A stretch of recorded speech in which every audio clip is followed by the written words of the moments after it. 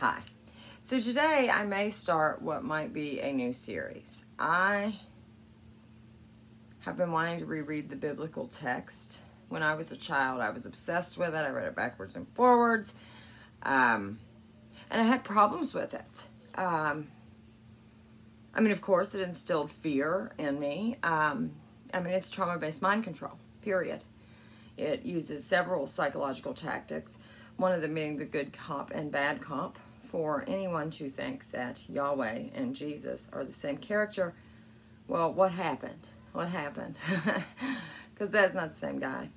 But in this series, what I'm going to do is I reread the book of Genesis, and basically in the first 11 chapters there are some points that I would like to bring up.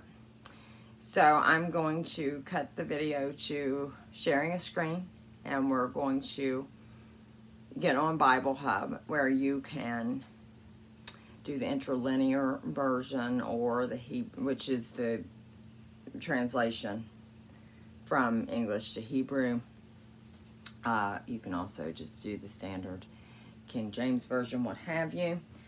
I had started doing this with my written Bible, and I had a filming issue, of course, because it's hard to get this on camera. But the copy that I have of the Bible is my grandpa's, and there's a certain symbology on it that you may recognize. And there's a lot missing in this text of the biblical story. And I knew that when I read it. It's like, wait a minute, there are all kinds of parts missing here. And so there were. I could maybe one day contrast that, but it's going to take a lot of time and effort. The one reason that I want to make this a series is because I won't follow through with actually doing the biblical reading. And two friends of mine actually wanted me to pursue this topic. So I will. And if the videos flop and if they suck and all that, we might get a few books in, and be that as it may. I'm going to try to keep the videos as short as I can. Some of these books are longer than others, and some will be more involved.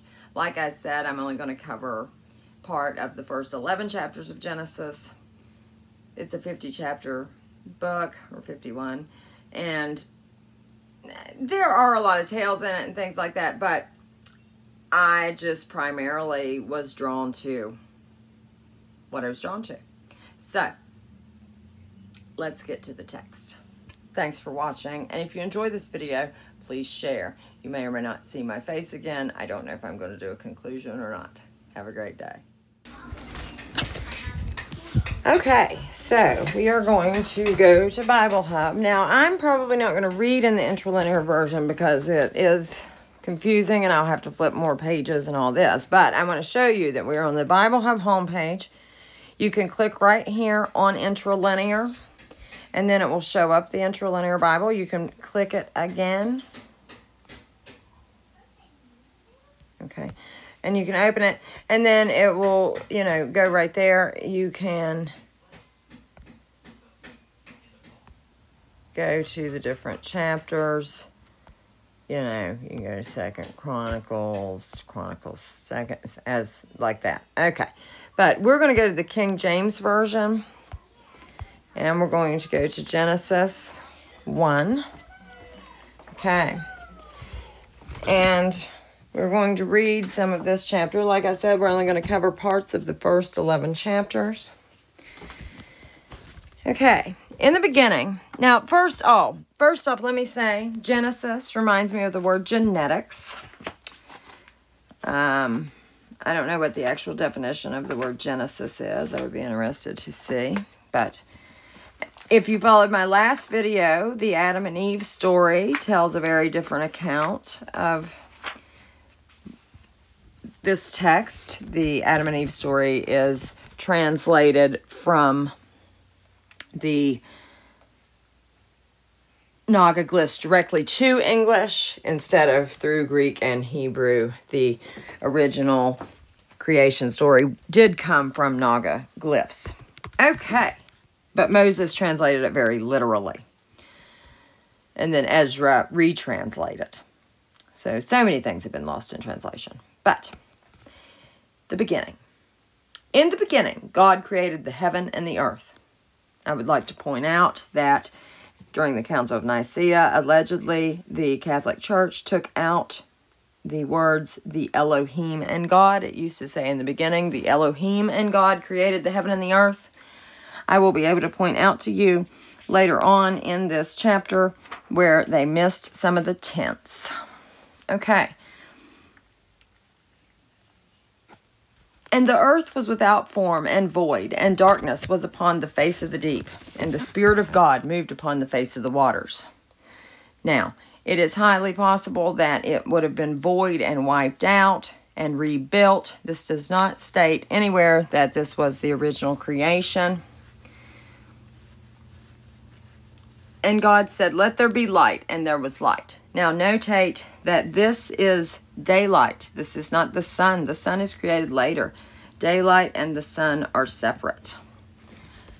And God saw the light, and it was good. And God divided the light from the darkness. And God called the light day, and the darkness he called night. And the evening and the morning were the first day. And God said, "Let there be a firmament in the midst of the waters, and let it divide the waters from the waters." And God made the firmament, and divided the waters which were under the firmament from the waters which were above the firmament. And it was so. And God called the firmament heaven. And the evening and the morning were the second day. So the firmament is the dome. Let's see. Watch.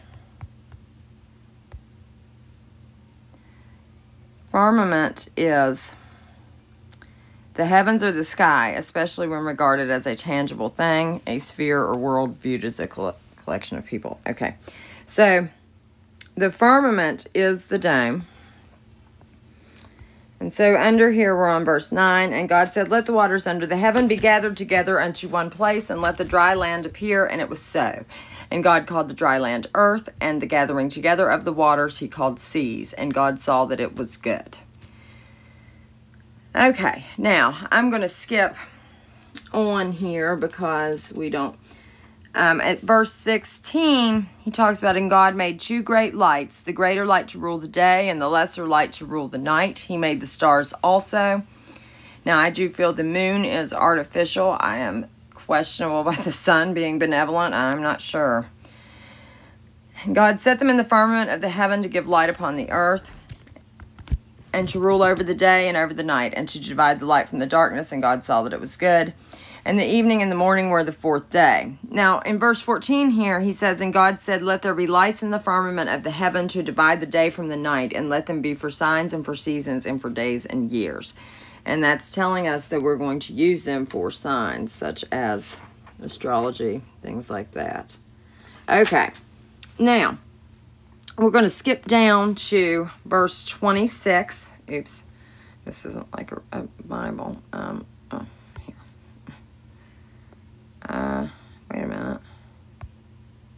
Wait a minute. How do we get to verse? Oh, we're going to skip down to 26. Excuse me. "And God said, Let us make man in our image, after our likeness, and let them have dominion over the fish of the sea, over the fowl of the air, and over the cattle, and over all the earth, and over every creeping thing that creepeth upon the earth.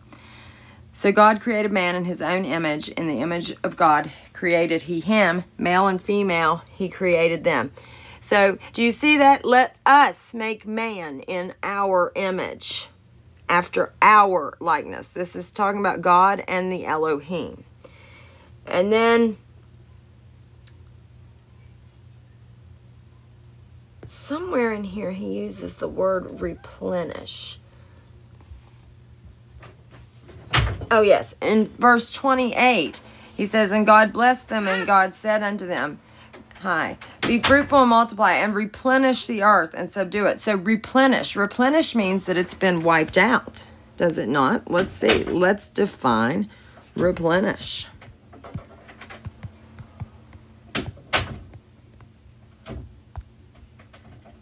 To fill something up again. Okay? Very interesting choice of wording there.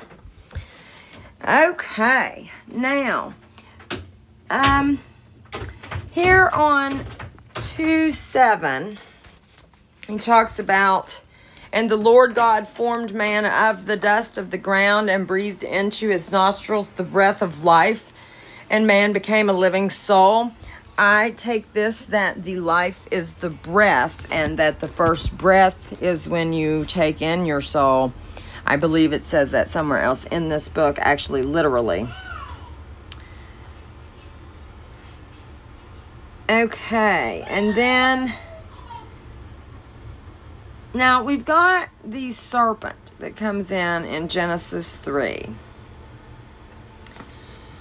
Now the serpent was more subtle than any beast of the field which the Lord God had made. And he said unto the woman, Yea, hath God said, Ye shall not eat of every tree of the garden? And the woman said unto the serpent, We may eat of the fruit of the trees of the garden, but of the fruit of the tree which is in the midst of the garden, God hath said, Ye shall not eat of it, neither shall ye touch it, lest ye die. And the serpent said unto the woman, Ye shall not surely die, for God doth know that in the day ye eat thereof, then your eyes shall be opened, and ye shall be as gods, knowing good and evil. And when the woman saw that the tree was good for food, and that it was pleasant to the eyes, and the tree to be desired to make one wise, she took of the fruit thereof, and did eat, and gave also unto her husband with her, and he did eat. And the eyes of them both were opened, and they knew that they were naked, and they sewed fig leaves together, and made themselves aprons. Okay, now, if you actually read that story, the Adam and Eve story that I did in my last video, it makes a lot more sense than this.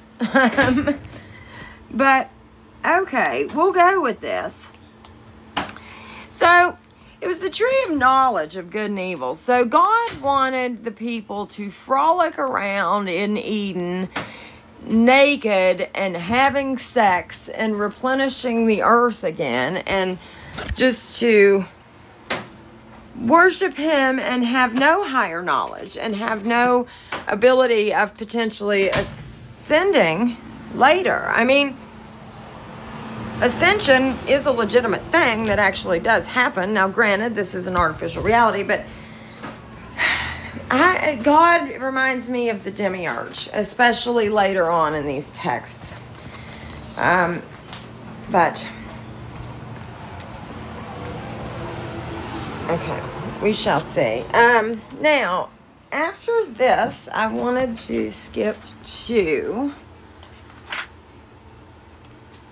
okay, 6:4, chapter 6. Okay, verse 4, there were giants in the earth in those days, and also after that. Now, I find it interesting that they say in the earth in those days, because other times they talk of things being on the earth. So I do feel that things are in the earth. And also after that, when the sons of God came in unto the daughters of men, they bare children with them, and the same became mighty men, which were of old, men of renown. Now, I don't know, you know, I mean, talk about beasts being made, and, you know, like I said, I read this, but it just, some of it was just so far-fetched. I just couldn't, I don't know. I just didn't really feel like covering it. In chapter 7:11, I've got, in the 600th year of Noah's life, in the second month, the 17th day of the month, the same day, were all the fountains of the great deep broken up, and the windows of heaven were opened. Reminds me of the gates and the windows spoken of in the book of Enoch, where the firmament actually can open up. I feel that might be possible. Now, in 9:20 here, it's a very interesting story about, okay, and the sons of Noah that went, we're going to start at 18, that went forth of the ark were Shem and Ham and Japheth, and Ham is the father of Canaan. These are the three sons of Noah, and one of them was the whole earth overspread. and of them was the whole earth overspread. Okay. And Noah began to be a husbandman, and he planted a vineyard, and he drank of the wine and was drunken. And he was uncovered within his tent. So he was drunk and naked in his tent. And Ham, the father of Canaan, saw the nakedness of his father and told his two brethren without. And Shem and Japheth took a garment and laid it upon both their shoulders and went backward and covered the nakedness of their father, and their faces were backward, and they saw not their father's nakedness. And Noah awoke from his wine and knew what his younger son had done unto him, covered him up. And he said, Cursed be Canaan. A servant of servants shall be unto his brethren. Now, why would you curse your grandson unless, hold on, interlinear.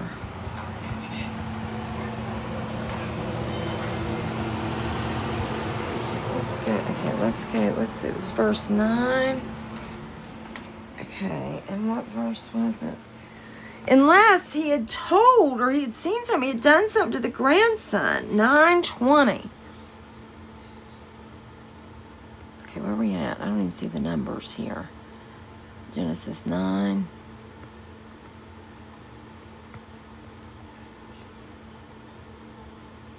Okay. Drunk of the wine, he drank a vineyard, and Ham, and saw his tent within, and he was uncovered, and he told of his father the nakedness of Canaan. Oh, wow. Okay, so they did, okay, there's more to this. Okay, look. So we're going to start at 18 here. And where the father was, and Ham and Japheth, and Ham, Shem, was populated, and from these of Noah, the sons, these were 3 of Canaan, the earth all. Okay, so they all were from the 3 sons of Noah. Okay. So he planted of the soil a man, Noah, and he began to become drunk of the wine of, and he drank a vineyard. Ham saw his tent within, and he was uncovered, and he told of his father the nakedness of Canaan. Oops. So Canaan was nakedness. The father, Shem, but took outside his brothers to the shoulders on, and laid a garment, and Japheth, and covered backward, and went of the 2 of them, and the nakedness were backward in their faces of their father, the nakedness from his wine. Noah and awoke, and they saw not of their father, younger his son to him, had done what, and knew of servants a servant. Canaan cursed be, and he said to his brothers, He shall be of Shem, the God Yahweh, blessed be. And he said unto him, the servant Canaan, and may be in the tents, and may he dwell. Okay, so that's really weird.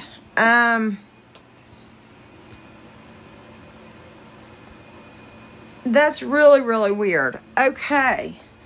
So I think Noah molested Canaan, and Canaan told Ham, and Ham told his brothers, and his brothers got mad at Ham instead of defending it. That's crazy. I wonder if it speaks of Noah and Ham in another. I didn't remember that. Okay.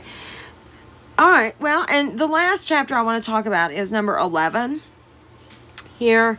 And we are on, okay, and the whole earth was of one language and of one speech. And it came to pass, as they journeyed from the east, that they found a plain in the land of Shinar, and they dwelt there.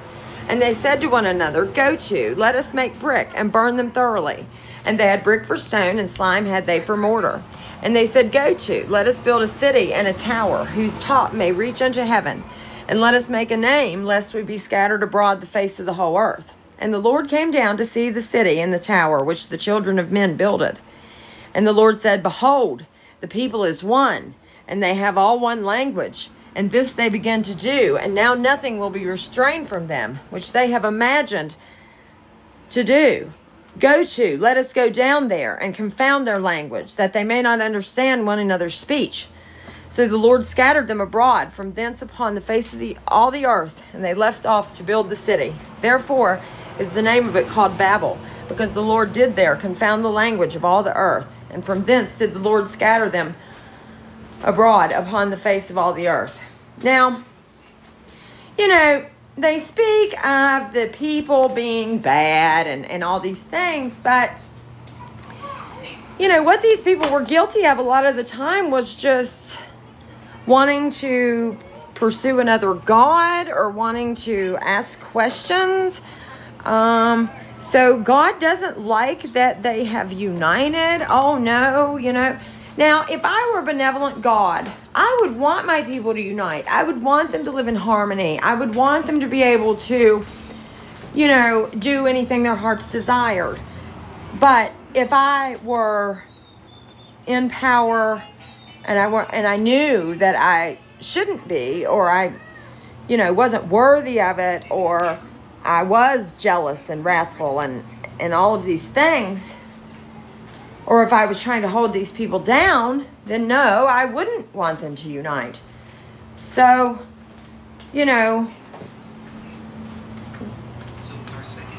the problem is reading this book is trauma-based mind control, and people begin to believe that God has this power. But to say that God is not the character that I like, and, you know, and I wouldn't worship him, confuses people, because that is in no way, shape, or form saying that I'm not spiritual, or that I don't know that there is a creator and that I am a divine being and it is within.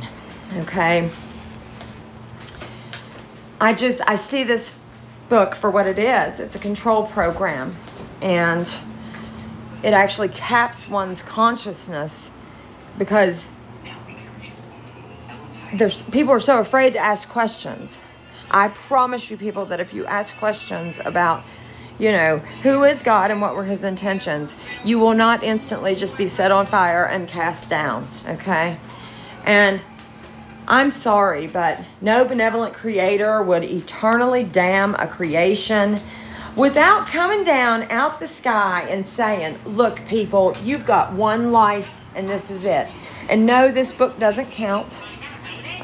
Just because it says in it that it won't be changed does not mean that it hasn't been changed multiple times. I advise you all to read the Nag Hammadi texts that were books of the Bible, and the book of Enoch. It supposedly was never in the canon. It's debatable. I'm not sure, but it's a good read. All of these things were written by man, guys, and they can all be altered. That's why we have to search for what is right from within, because the kingdom of God, the kingdom of the divine, and the kingdom of the creator, and our creative spark is within. And to name such a divine and perfect creator would be to define it, which would be to defile it, which would make it not perfect. So, our prime creator has no name. It's just pure consciousness.